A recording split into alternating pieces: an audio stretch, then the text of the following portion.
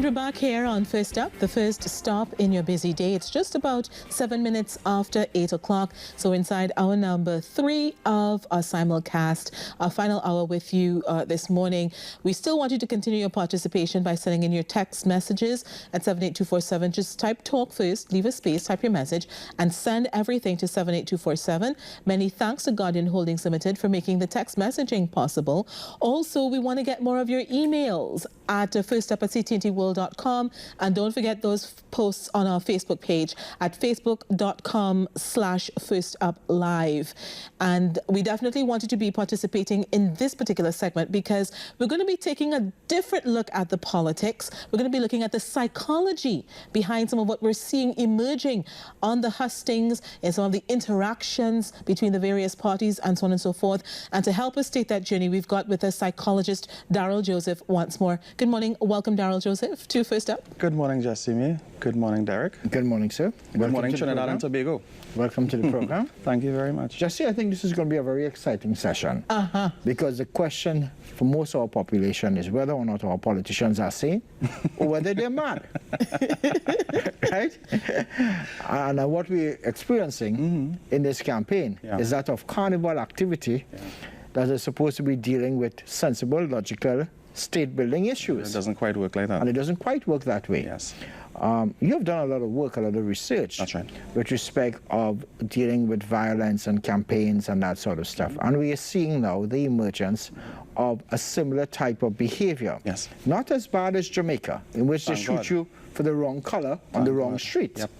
So, from your perspective, how do you interpret this sense of violence and the campaign? Okay. Well, let me just touch very briefly on the first question you asked. Sure. In common language and common speech and so on, people think of sane and insane as being a black or white kind of situation. There are actually many different levels, if you want to call it. So there's shades of there's gray. Shades of gray. In insanity and Within saneness. insanity, yes. A person can be apparently functioning very normally, but there could be certain aspects of their behavior and attitude and so on, which show signs of what we call psychosis, which basically is, madness. Split personalities? Multiple personalities can be a problem as well, but for some people, like I said, it's very difficult to determine whether a person is completely sane, completely insane. That's something that has to be determined in a clinical setting. So to answer your question, I wouldn't know unless a proper clinical assessment were done. But you're a professional psychologist. Correct. And there is this concept out there that one of the rationales for two terms is we don't want our politicians to become so entrenched by power that they lose a sense of reality. Yes. And that they become mentally unstable in terms of their judgments becoming flawed. Yes.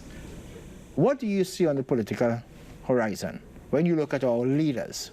Okay. I think there's a lot of good scientific justification for the idea of a limit on the number of terms a person may be engaged in active politics. Now, I know people will disagree with me, and that's okay, that's fine.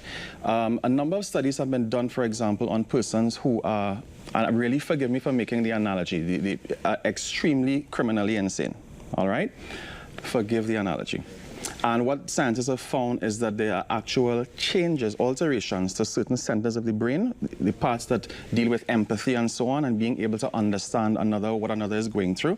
And they found that over time, those centers can actually be affected. So I am not privy to any such study having been done on long-term politicians, but I'm just saying that experience can actually alter and change the way the brain functions. That's a scientific fact. To follow on that point, though, Daryl, politicians keep saying things like, if you want to stay in this business of politics, you have to have a thick skin, or you need to be able to withstand a lot of criticism. They toughen themselves and they harden themselves. Can that actually translate into a physical reshaping of those centers in their brain, controlling empathy and so on? Yes. Actually, it touches on one of the aspects when we're talking about violence, getting back to that question, all right? One of the things that happens over time is a phenomenon called desensitization. You see it in surgeons, for example, all right? Persons who are dealing with what might be considered gruesome situations over a period of time, it becomes more and more normal. There is a certain desensitization that I think the population at large has experienced with respect to violence. where, you know, we see images of violence, whether it is in the news, whether it is in our entertainment and so on, to the point where, you know, it no longer has the kind of traumatic effect that it may have had 10, 15 years ago. I mean, I could remember back in the 80s and, you know, early 90s, you hear of a murder and it's a big deal, you know? And I'm not saying it's not a big deal now, it is a tremendous big deal now, but you'll be amazed how this has gone from front page news to somewhere. So because it's now the norm, yes, it's considered to be, in minds of certain individuals, an acceptable event that may or may not happen. And the human being has become what you may term as being cold or not sensitive to this message anymore. I don't want to say an acceptable event, but more, as you say, more apathetic, cold, not as emotionally affected by it as previously. So bring it back to the politics. Yes, all right. Now, let's try and understand violence, first of all, sure. and in an election, in a political scenario, yes. right? Exactly what happens. Because if you look at Trinidad and Jamaica, you know, or you look at the other small islands, why it is we have a probability of violence occurring in our campaigns. Okay. I'm going to draw upon different theories and so on to explain my thing. The first factor I would like to look at is frustration. Okay? There is a clear link between frustration and violent activity as a means of acting out, as a means of getting gratification for frustration. And I'm going to tie frustration into a particular theory that I didn't invent. It's invented by a psychologist by the name of Abraham Maslow, which talks about the hierarchy of needs, basically the things that man needs in order to feel satisfied and content with himself and so on. All right? There's basically 5 different tiers, like in a sort of a pyramid. The first needs are the basic needs. What we're talking about: food, water, shelter, and so on. Those are basic things that an individual needs in order to be comfortable, all right? Then we talk about the safety needs. We talk about things like physical security. We're talking, housing would also be under basic needs. Shelter. All right, yes. Shelter, good. So we're talking about the safety needs: security, physical security, job security. I know where my money is coming from. I know where my income is coming from. I know how I'm going to look after my children and so on. Those are all considered basic needs, all right? As we get to the middle needs, we're talking about things like love, belonging, and so on. I belong to a family. I belong to a group, a culture, and so on. I feel a part of it. I feel an important part of it, okay? And as we go higher and higher, we talk about things like self-esteem.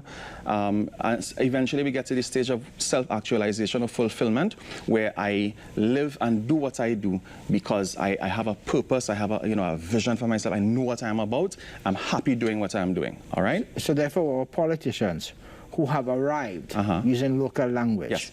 right? This is what they wanted to do. They are financially looked after, all their needs are required. Basic needs. They have arrived, they have achieved being a member of parliament or achieved being a prime minister or cabinet minister. Yes.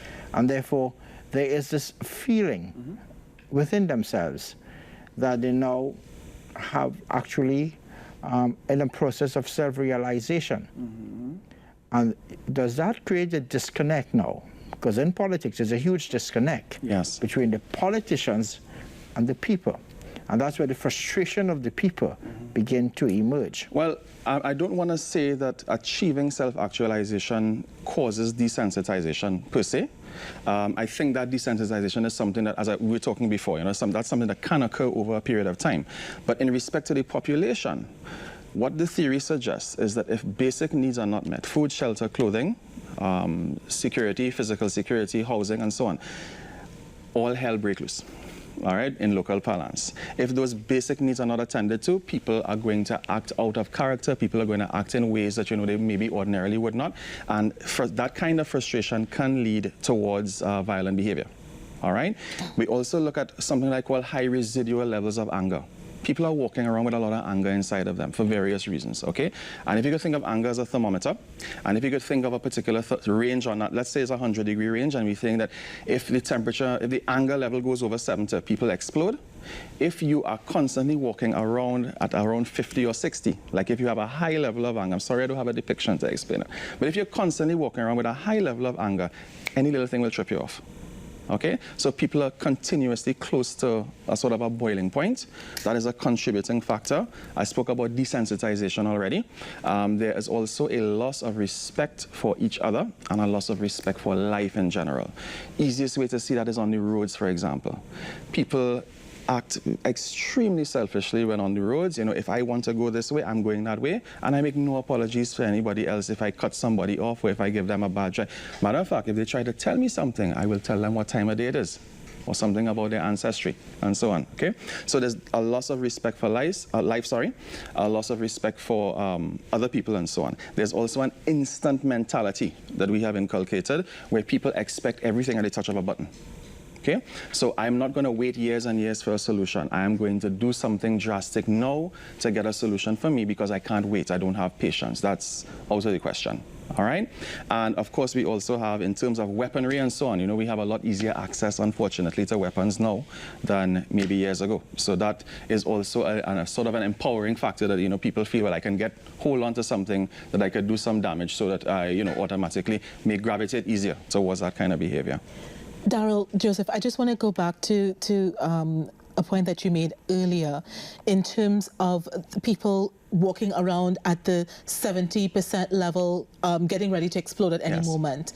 In terms of our elections and the way things have been going thus far, has the fact that many of our campaigns and campaign platforms, that they take on an almost carnival-like atmosphere, has that softened the intensity?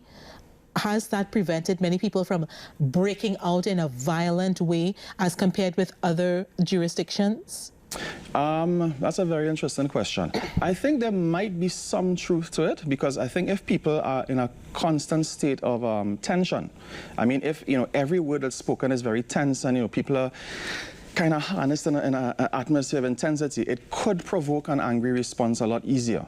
All right, but that being said, I don't think that the carnival atmosphere that pervades still necessarily does enough to eliminate or, you know, to cut out this kind of behavior, although I feel it actually would help in some way. So it may attenuate that. Yeah, but if you've ever attended a political rally, and I think I spoke about that the last time I was here, I've actually have attended a couple, you know, you'd realize that despite all the revelry, people are very serious, huh? People are very, very, very serious, and they take the politics very seriously. We will do them, we will beat them. It's we and them. You know, you hear that kind of talk and so on. It's not friendly rivalry at all. So the hardening of positions in hardcore political activities will basically put the supporters in political tribes, so to speak.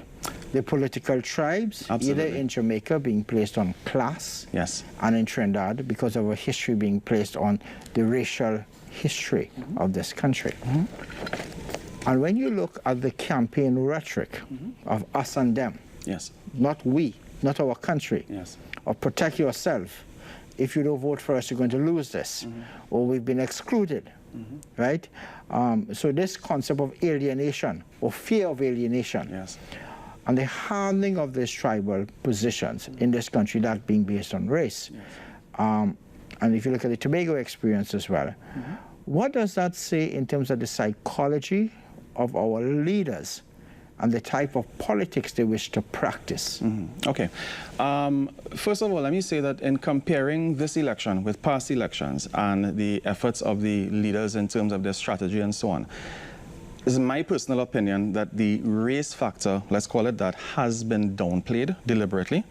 I think it's going to be a very long time before it's not a major factor in our politics, and that's more because of our history and our heritage than anything else. But the instances where, you know, it has been deliberately used as a sort of a tactic, I have seen a reduction in that, a significant reduction. I think that is more of an attempt to deal with issues and personalities, not necessarily in that order, okay, but issues and personalities as opposed to race. But is it that it has been downplayed, or is it that other competing political elements have now emerged, such as leadership, such as candidates, such as party loyalty, such as issues like crime and corruption? So is it that it still exists, but there are now other elements that are now emerging onto the scene? Well, it may very well be a mix of all of them, huh? Because remember, the goal of a political party in an election is what? To win. At all costs. To win. At all costs. At a cost. All right? I will stop short of saying at all costs, all right? But at a cost, okay? So as a political party, I will assess the situation. I'll assess what are the, you know, the issues and concerning people and so on. And I will attempt to address my campaign. I will attempt to address those issues in order to make sure that I have the best possible chance of returning to government or being elected to government. So if at a certain point in time dealing with that tribal factor, let's say that becomes like a sort of a strong strategy or strong tactic, then maybe in an election past, that may have been a major weapon, if you want to call it that, being used. But perhaps those other issues that you described, their leadership and issues and so on, maybe those things are now surfacing as stronger tactics to be used in order to gain an advantage in the election scenario. We have an interesting email coming in here titled Battered Voter Syndrome. The man does mind my children, he does pay my rent, I know he does abuse me, but if I leave, where I go? I know what I have now, I know what I go get if I leave. Typical sentiments of a battered wife, typical sentiments of the, quote, PNM till a dead voter. PNM give we free education, box lunch, and they bus for we to travel in. And this person says the population is exhibiting battered voter syndrome after decades of abuse from the PNM. Care to comment on any of that? Fear is one of the factors that influences voting. All right? Let's forget about elections for a second and just deal with the human psyche. Humans instinctively fear the unknown. All right? If I see something for the first time, my natural instinct is to be apprehensive about it until I find out more. So you find that natural fear playing itself out, combining with the tribalism and the sentiments and feelings and history and so on. You find fear sort of mixing in with all of those things to maybe push people in a particular direction where voting is concerned, okay? And politicians know this. I think this is something I had spoken about the last time I was here as well. I said that it was going to come up, and I think maybe the same day there was a particular speech about somebody talking about if they get what's going to happen and what's going to be removed and all this kind of thing, right? So fear is one of the factors that definitely has a strong influence on voting. And maybe that person is alluding to that in their own way. Yes. All right, that's what they're alluding to. A couple other comments that I want you to tackle. Sure. One person asking, can the feelings of discontent that the population is experiencing be perpetuated by exaggerated descriptions of conditions? I wish they gave an example. Well, I guess people are saying we don't have this and we don't have that, and they never did this and they never did that, which may not necessarily, when you do the digging, it may not necessarily be accurate. There may have been some work done, some benefits gained, but maybe you didn't get everything you were looking for. But because you're in this state of discontent, you can only see everything that never happened. So you can't think of what positive may have come out from that quarter. Yes.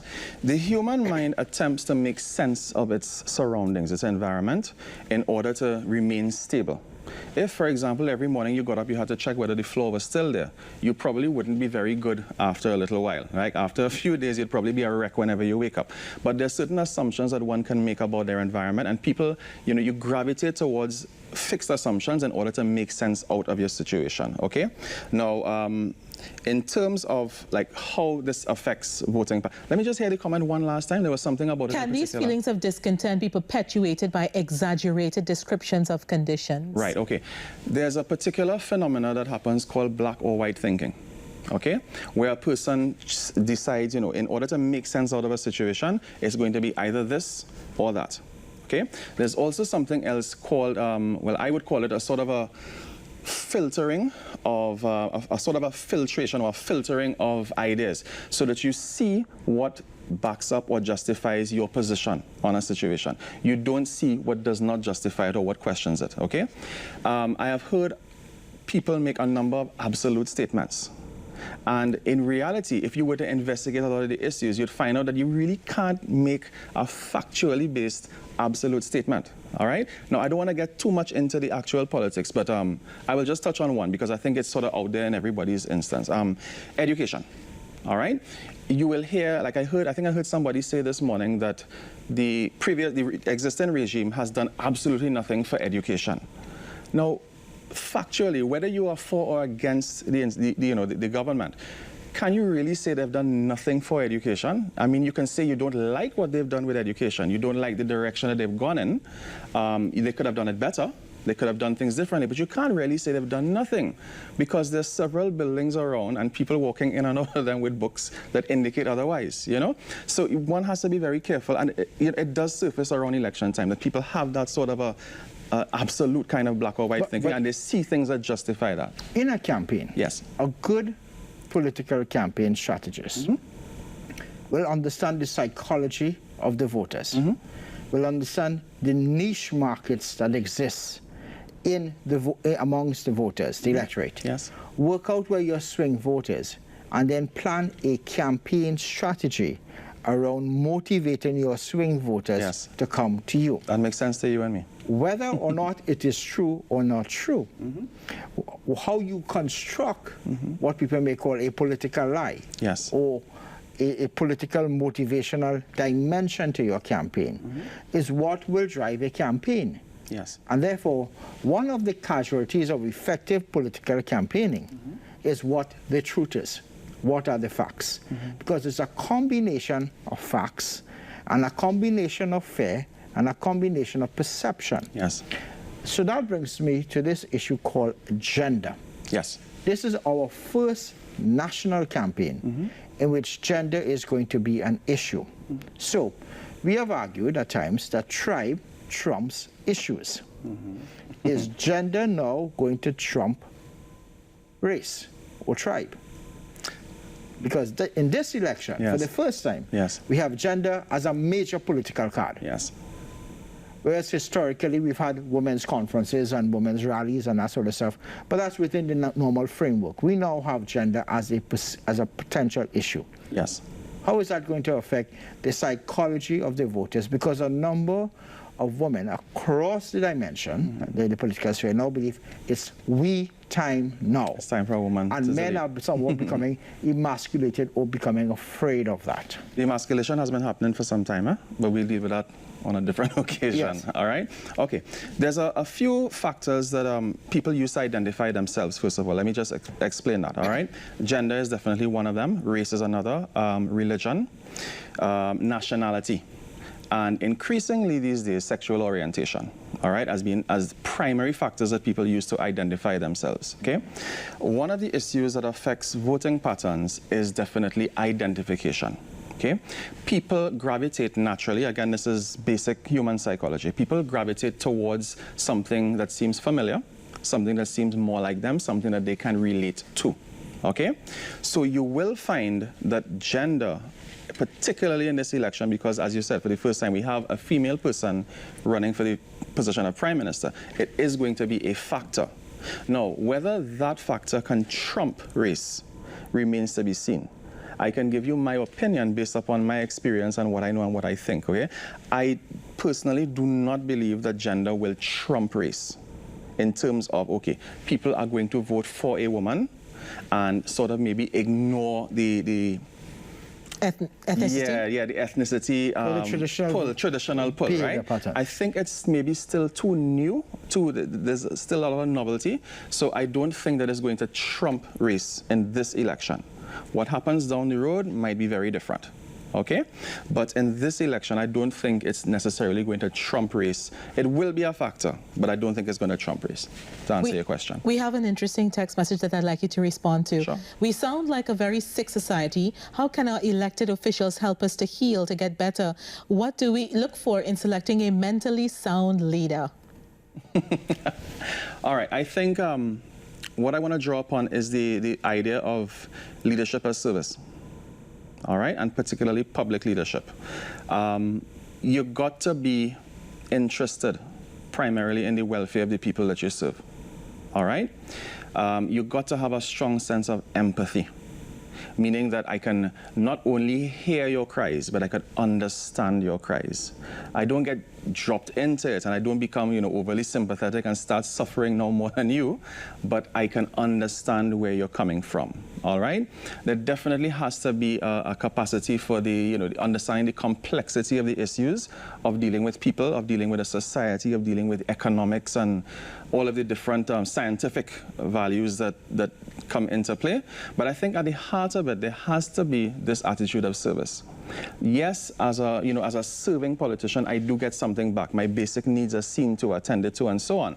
But there has to primarily be an attitude of service. And I think if my orientation is anything other than that, we're in for problems. Daryl, Joseph, it's been great having you on the show this morning to cast a different light on the whole political process. Thank you. And it would be interesting to have you back after the elections. Yes. that sounds like a plan. Sounds like a plan. To understand what has worked and what has not worked on the campaign. Yes. Yes. That would be an absolutely. interesting concept. Absolutely. Okay, we're going to go to a break, and when we come back here on First Up, we'll find out exactly how the Baptist vote is going, which direction it's swinging in. When we come back, stay with us.